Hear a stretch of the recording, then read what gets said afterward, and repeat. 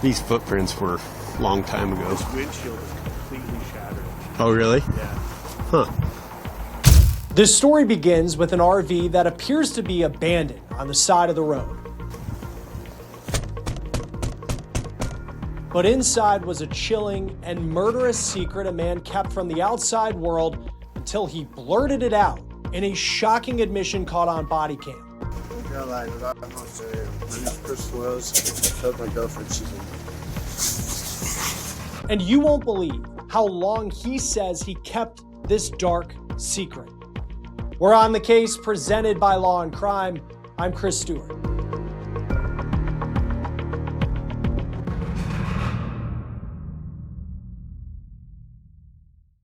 How many times do you see a random vehicle abandoned on the side of the road? You might drive by one and not think much of it.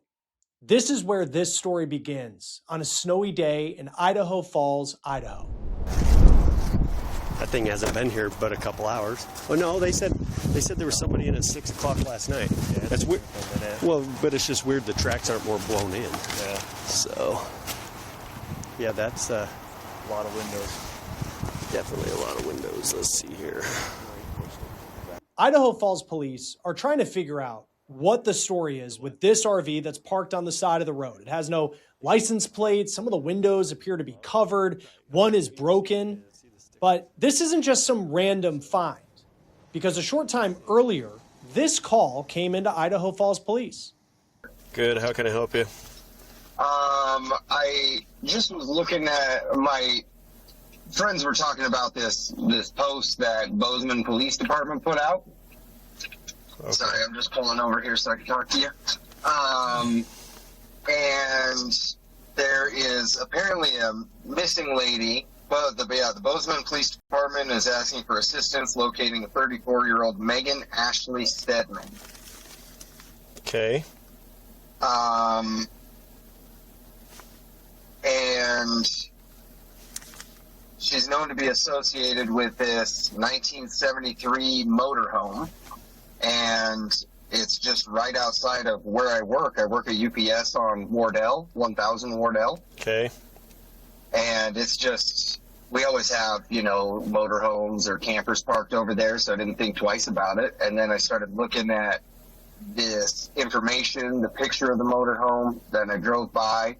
This motorhome in the picture from their post has a red/brown line down the side, pinstripe. Right. And where that pinstripe is now blue, and you can tell that it was just done with a rattle can and in a hurry because there's overspray everywhere, and it's the only part of the motorhome that looks new. Right. This is a picture of Megan Stedman. She was reported missing, and police in Bozeman, Montana were looking for her. It's about a 3.5-hour drive from Idaho Falls. Police had connected Megan to the RV that officers were now staring at. Police at this point are keeping their distance from the RV, and they get on the line with police in Bozeman just to make sure they know what they might be getting into. I'm pretty positive this is a motorhome. He's got a new tail light, bumper's messed up. He's got a Montana sticker on it. Okay. What's Mr. King? You got any people in it? Well, I don't know. What's he wanted for before we go knocking? Okay, fair enough. So, who we believe could or should be in it is a cat called Christopher Foyles and Megan Stedman. Megan Stedman are believed to be missing an endangered female. Okay, so Christopher Foyles is who should be in it? In theory, yeah. Okay, yeah, because post says last seen in December. Megan's known to be associated with a 7310 motorhome bearing Washington plate. Let's see. Yeah, that's weird. I don't see his name here now that you say that. But there's a picture. The UPS guy sent me a picture of a wanted guy named. Okay, so is this Foyles guy wanted? He certainly wanted for questioning. Okay. We are one of the neighboring counties we're working with is probably going to kick out a warrant for him later today. Okay. But ultimately, if we can't find her and verify that she's safe and sound, then we'll want to talk to him. With that, police go check on this RV to see if Megan or her estranged boyfriend, Christopher Foyles, is inside. I hate windows. In fact,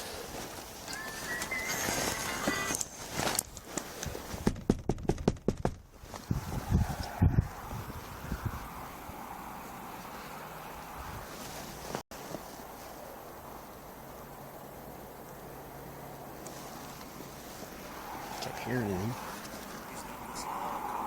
What's that? So these footprints were a long time ago. This windshield is completely shattered. Oh, really? Yeah. Huh.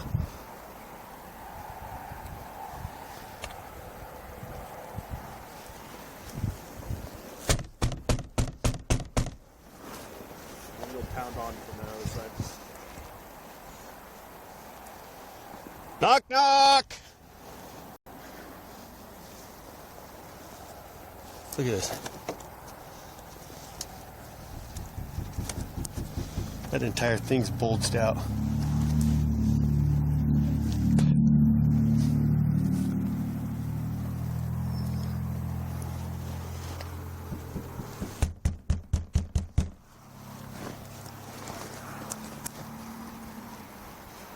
Let's just...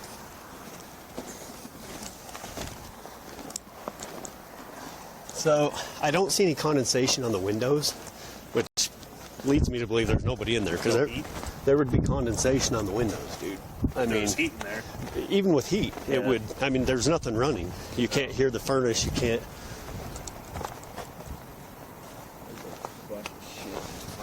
Right. You can see like slightly in between.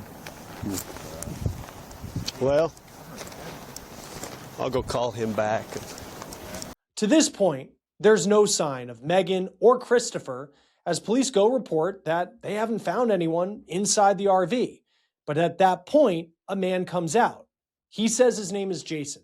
What brought you to Idaho then? Well, I was going to go back to Boise because I have some family over there. And then stop there and then broke the window and then just became a whole mess. Gotcha. And where, so you're heading to Boise? Yeah. So you're coming from Yakima and heading to Boise? Okay. That doesn't make sense to me. Well, man. I didn't go straight from Yakima, I went to Yellowstone. Okay. Okay. That makes a little more sense now. Okay. What's the last four of your social?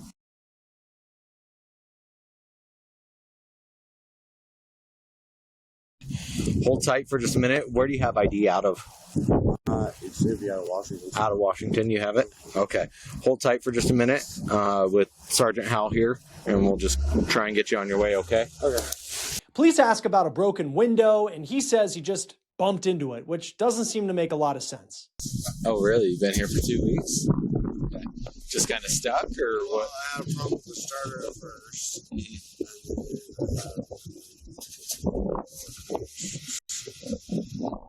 It's a wire. It's just, it's old. Yeah. Anybody here with you, or are you just traveling on your own? Wrong myself. Yeah. Yeah. He's struggling over there or something. Jeez. How do you have a lot of time off work or something, or just road tripping? All Or my vacation time, all my sick time, and everything. So. gotcha. Where you work at? Jason says that he's traveling alone. One officer then takes the social security number that Jason gave them and goes and checks on it in his cruiser. It doesn't come back as a match. As that officer is figuring things out, watch what happens on the other officer's body cam. Yeah, like, I want to say, my name's Chris Wells. I killed my girlfriend. She's in there.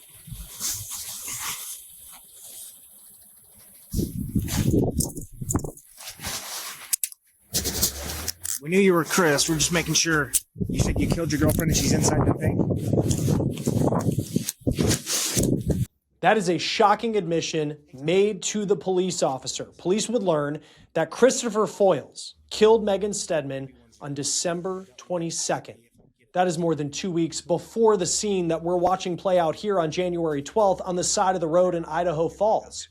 Police then go search the RV in hopes of finding Megan. Police department. Good.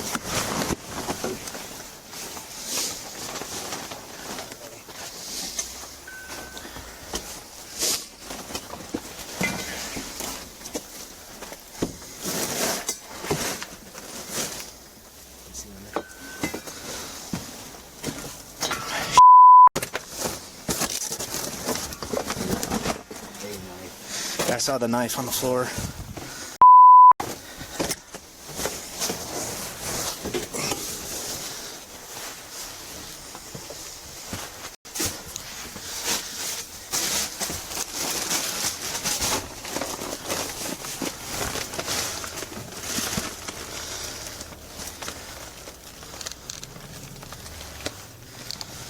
Got nothing.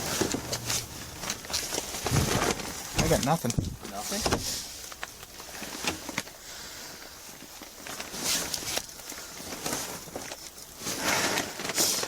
But I am smelling something. Maybe under the bed. I know those under the bed stores.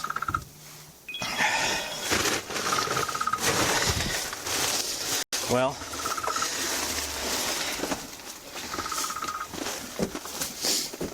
He said she was back here still.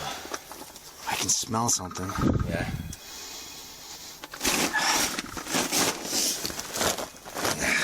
People? Is that blood right there? Yeah, there's blood.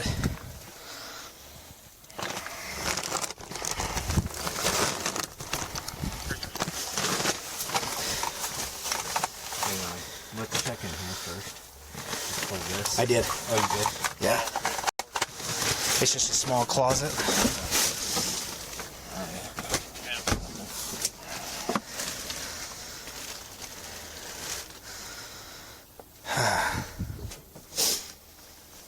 That looks like blood. What's that? I wonder if it is underneath.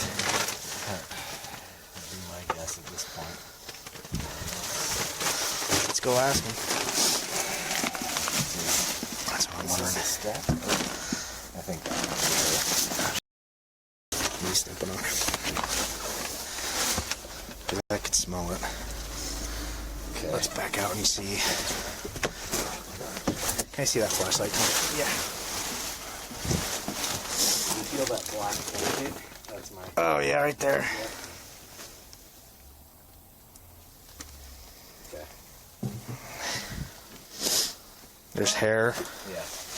Well, clear at least. All right. Back. There's a knife. Yeah. All right. Let's finish with the... I don't see any other.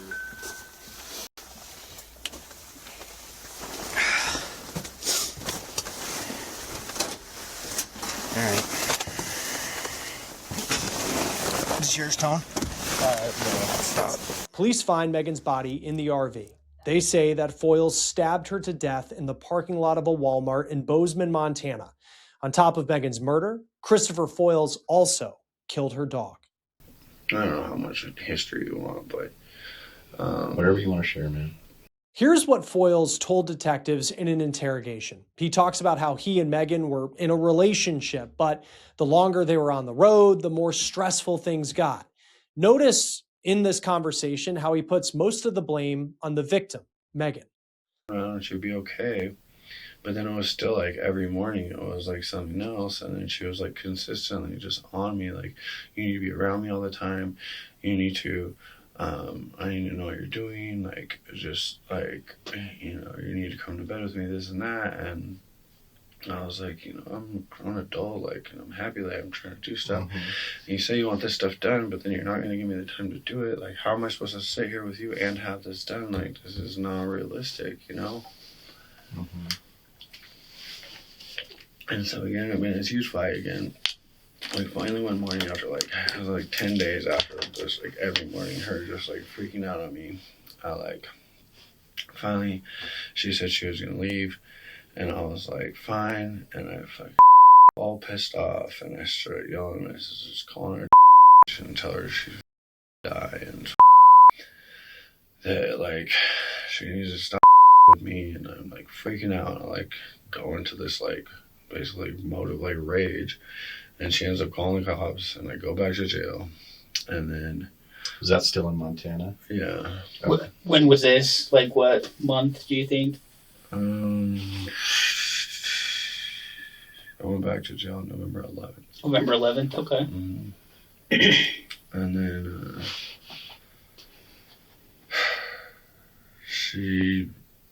so I went to jail, and then I got out, and she got a hold of me. I actually tried it first, and I ignored her. And then finally, like, I was like, I didn't have my phone, I didn't have my stuff, and like, I was working, doing some drywall with a friend, and I like finally decided to go see her because she had all my stuff anyway, and wanted the RV back, but then I wanted to be with her. And so she finally decided, you know, we go and I see each other, and we're doing fine and made up, and then we decide to leave. I'm like, I hate this town, like, we need to get out of here. And she's like, okay. Finally she'd go, and we went to Bozeman because I had some stuff to exchange at Walmart. And I was like, we can get all geared up there, and then we'll just we'll go to Boise, and I know people there. And she was all nervous because I wasn't supposed to leave Montana, and I was like, well, I don't know people here, and I gotta do something. Like, I can't sit here. Like, I know people there, and I was just like, okay. But then it was still like consistent fighting. This is the part of the story where what Christopher says is graphic as he talks about attacking Megan and killing her. Wouldn't stop. And then she was always like trying to tell me, like, the only reason I do that is because I just want you to come be with me. And then she was like coming after me, and I was like, look, fine, let's go. And let's go hang out then. You want to go hang out? Let's go hang out. So we went in the back, and we were hanging out, and then she started just like being like play fighty, but like harder than normal. And like, so I finally just like grabbed her and just like held her down, and she was like struggling. And then I was like, this is all you want from me is just to hang out, and just like, you're just using me, and yada. And then she like freaked out, and I was just like, I can't believe you would do that. You hold me down and this and that. And she went outside, and then she was like yelling and freaking out. And then came back inside, and this is where it's just like a blur. But she was just, I don't even know like how I got to there, but like she wouldn't stop yelling and wouldn't stop freaking out. And then I just like walked in the back with a big ass kitchen knife, and I was like threatening her. She still wouldn't stop, and she's like, hey, in the throat and then in the chest. Was it just the 2 times? No, it was a lot more, because so I knew I'm pretty sure she's gonna die, and even if she doesn't die, like, I just stabbed a girl in the neck, so it's like, I'm and then she's like, just call somebody, I won't say anything, I'm bleeding out. And I'm like, I know you're gonna die, like, just tell she says you love him and just go home, like, just please. And I'm like in the front, and I hear like her wrestling around, and she's trying to break out the back window. And so I just grabbed her by the back of the shirt and threw her down on the ground and just stabbed her like, I don't know, probably 5 or 6 times in the back of the neck until she stopped moving.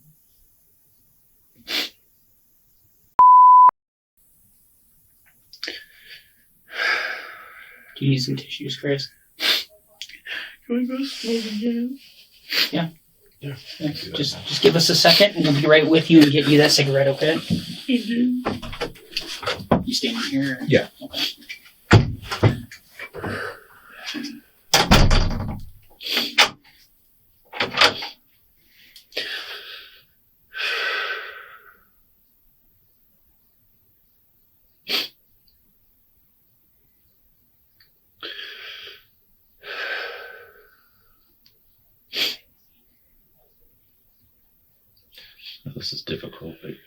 I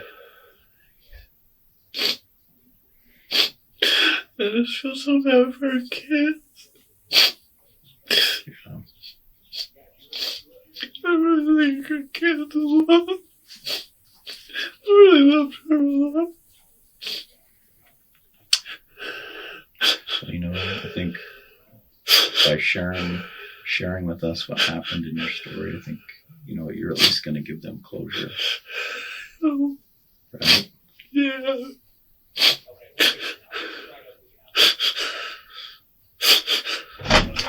Do you know what you did? Yeah, with here in the a sec. knife? Do you know what you did with the knife? I think I cleaned it with bleach and like cleaner, and I put it back in the drawer. It's like the big one. It's like got like it's the newest one in there. That's a kitchen knife. That's got it's got like the rainbow handle. Rainbow handle. And it's in the kitchen area. It should be just right in the top drawer. It's chilling to listen to. Foyles also says that Megan had a no contact order against him and he was afraid that she was going to call the police. Foyles was charged with the murder of Megan Stedman, and here he is in court less than a week later in January of 2024 per East Idaho News. In October of last year, Foyles changed his plea to guilty. He was sentenced to 60 years in prison. At 44 years old, it is likely he will die behind bars for what he did to his one-time girlfriend. That will do it for this episode of On the Case, presented by Law&Crime. Subscribe to us on YouTube and Spotify, and we're also streaming on Peacock. I'm Chris Stewart. We'll see you next time.